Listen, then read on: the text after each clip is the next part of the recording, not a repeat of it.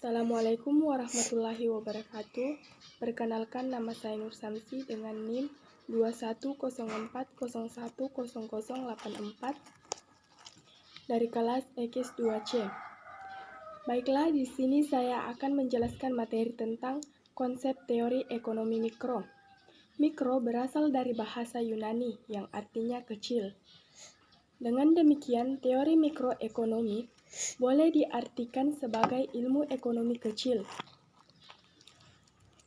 Kemudian, ekonomi mikro adalah ilmu ekonomi yang mengaji rumah tangga dan perusahaan, membuat keputusan dan bagaimana mereka berinteraksi di pasar.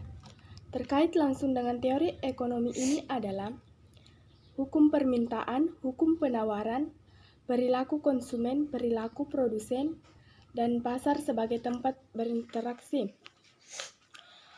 Kemudian berdasarkan kepada pola dan ruang lingkup analisisnya, teori mikroekonomi dapat didefinisikan sebagai suatu bidang dalam ilmu ekonomi yang menganalisis mengenai bagian-bagian kecil dari seluruhan kegiatan perekonomian.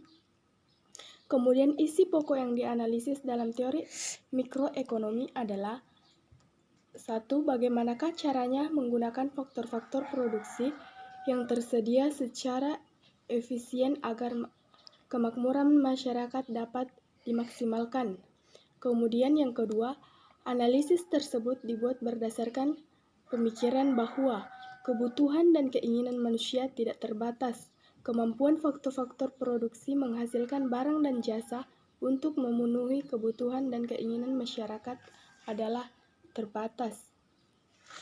Berdasarkan kepada kedua pemakaian ini, teori mikroekonomi bertitik tolak kepada pemisalan bahwa faktor-faktor produksi yang tersedia selalu sepenuhnya digunakan. Dalam teori mikroekonomi, masalah di atas dibagi dan dibedakan menjadi 3 persoalan, dinyatakan di bawah ini. 1. Apakah jenis barang dan jasa perlu diproduksi?